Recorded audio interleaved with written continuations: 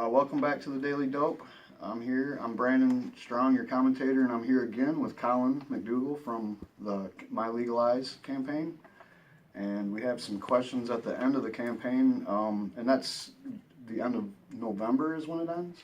Well, we're telling people to turn in all their petitions by October 31st.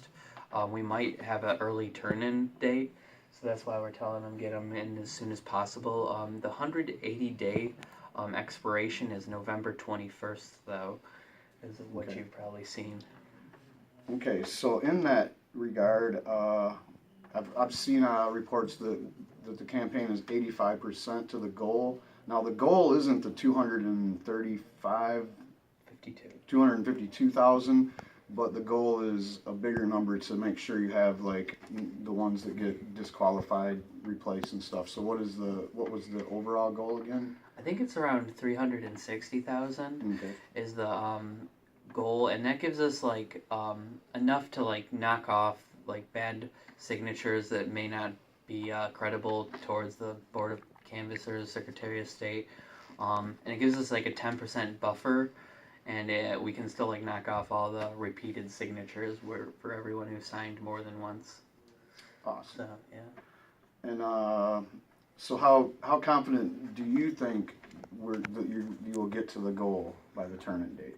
I'm pretty fairly certain that we'll make it to the goal of either October 31st or November 21st, but right now it's kind of looking more closer to the end of October. Awesome.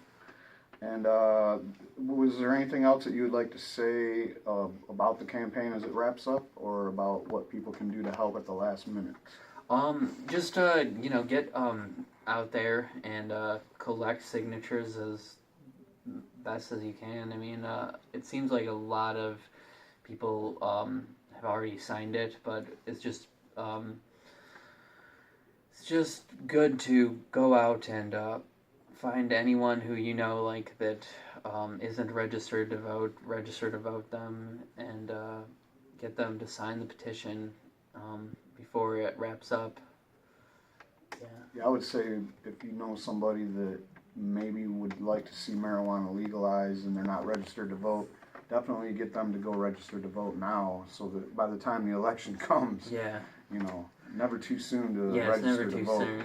There's always a date somewhere in October next year where you can't vote anymore, so it's just better to get that out of the way. And there, depending on where you live, there is an election in November in a lot of areas, so you might want to look into that. I don't know if it's too late to register for that this year. No, I think what's today?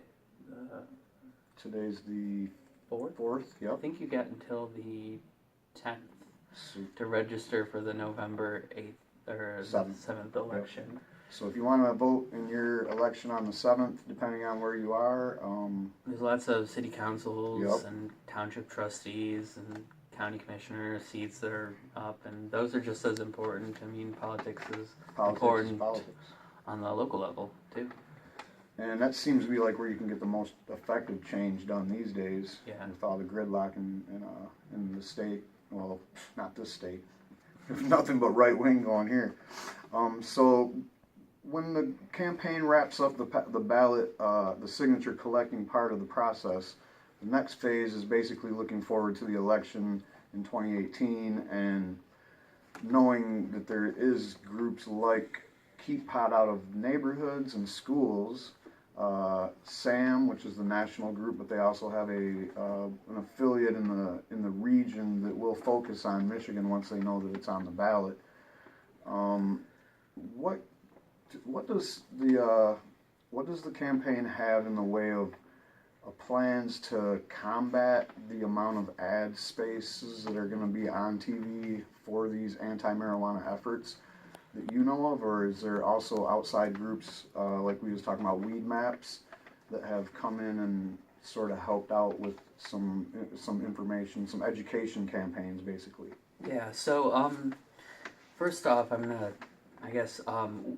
for one, like Weed Maps is, if you've noticed in like the Detroit metro area or Ann Arbor, some of the billboards that they did have that were advertising their apps now just kind of consist of a Weed Maps logo and fact regarding marijuana in relation to like states that are legalized have a 25% less death opiate rate. I don't know if I said that right, but Right. and what another one said.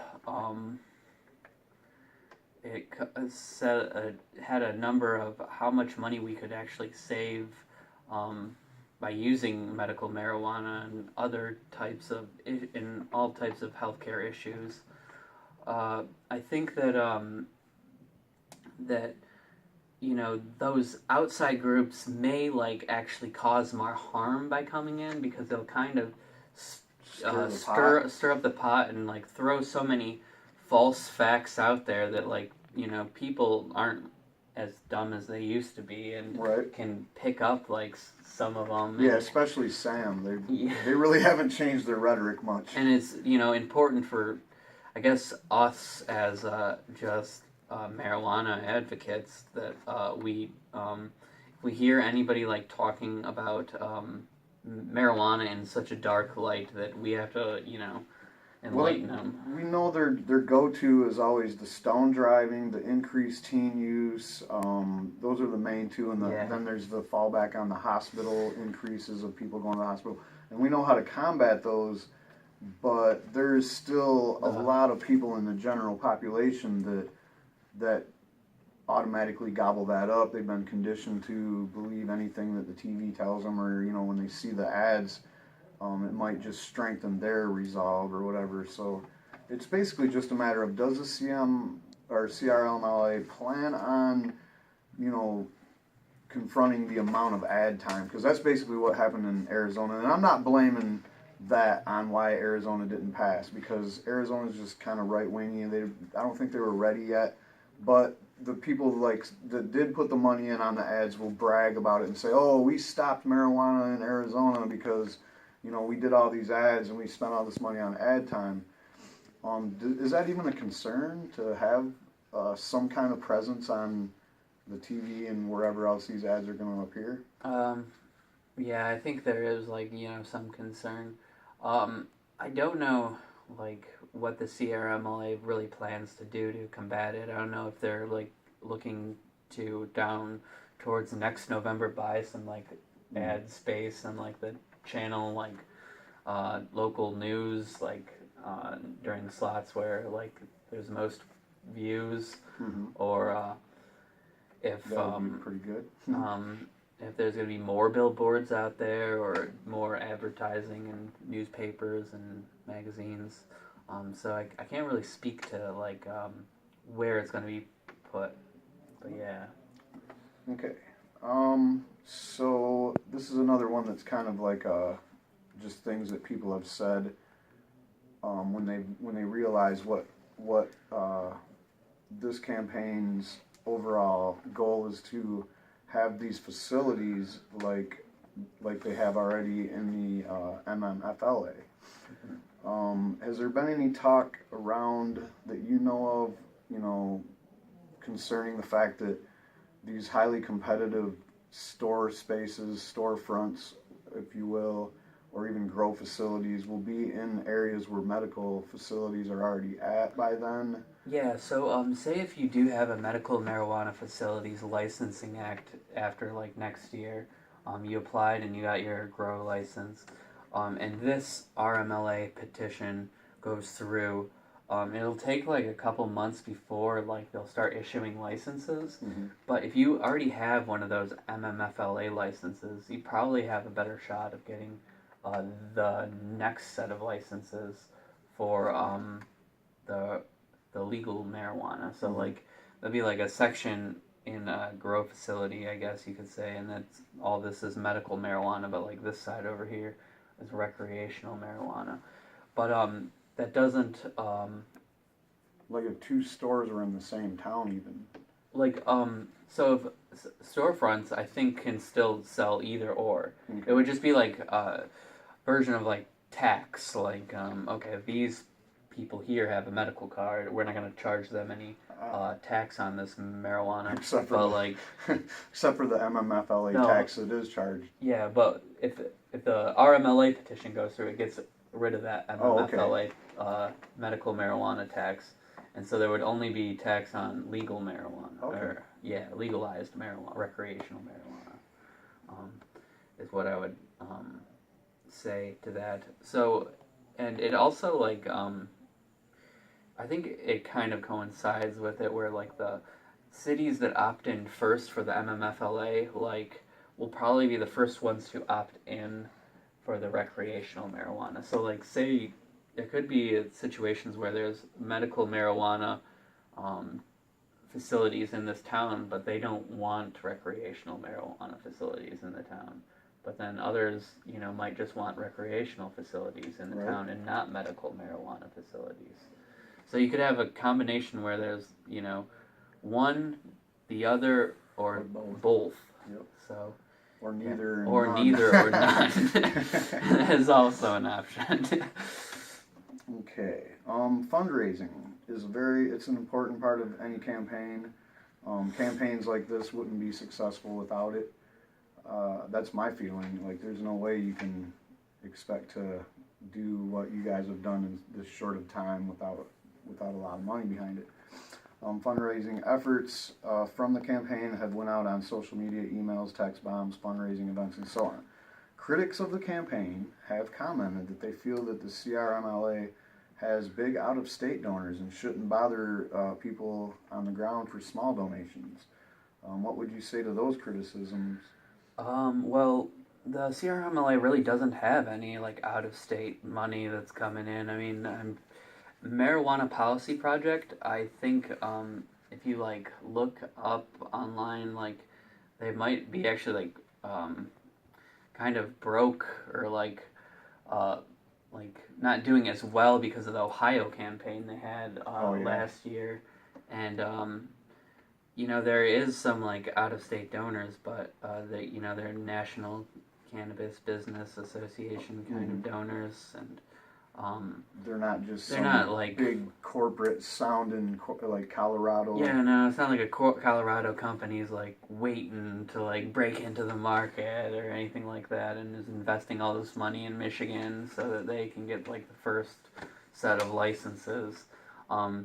We do send out like multiple, not maybe we have in the past text bombs, but we do send out a lot of emails regarding fundraising and on social media, but it's pretty essential that we like are able to like either reach like a bunch of small donors or reach some donors who can put up some money.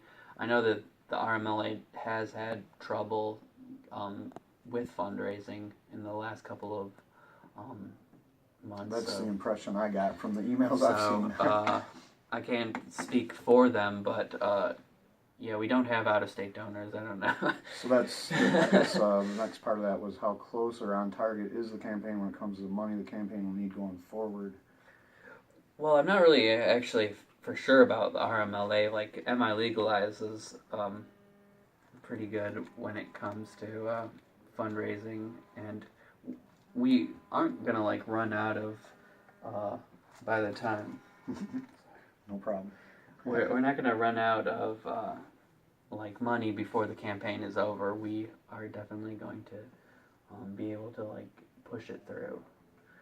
Excellent. And so far, you've been, like, I see you're like a globetrotter, man. You're all over the place Right. for this. You've done fundraisers, you've done events, you go around picking up petitions and passing new petitions out. You pretty much have talked to a lot of people, I'm guessing. So how is the public feeling overall about legalization? I think that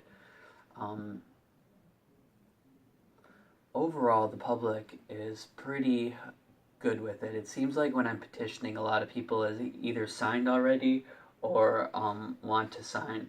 It does. I mean, there are like people who are naysayers and people that like won't sign, but they're like with you, or they. Yeah. Like, I don't want my name on it. Like, I don't want my name on it. I'm too paranoid. Databases, yeah. But I think that at least like over 52, 53% definitely are Because in I was favor. like, I thought going door to door probably wouldn't even be that bad of a thing to try to do these days. Yeah. You know. I have gone door to door, and well, not with collecting signatures, but for like a candidate, knocked on doors for them in my city of Dearborn, and I have to say, like, 30% of people actually answer the door. Right. So True. it might be like kind of a waste. I know one girl who did go to door for the governor, like to get petitions signed recall. there. It was not a successful ordeal. It was like 2 signatures an hour. Yeah, So. I've canvassed before recently too, and it's not like it used to be. Okay, from California to Canada and recently even Michigan, legalization regulations are coming in at the end of raids and existing players being forced out with charges and in a lot of cases losing everything. How much pushback have you seen from people that say legalization as opposed to like ending prohibition or some other radical changes to the system will only lead to more arrests? What do you say to them? I say you're wrong, for one, and I don't really...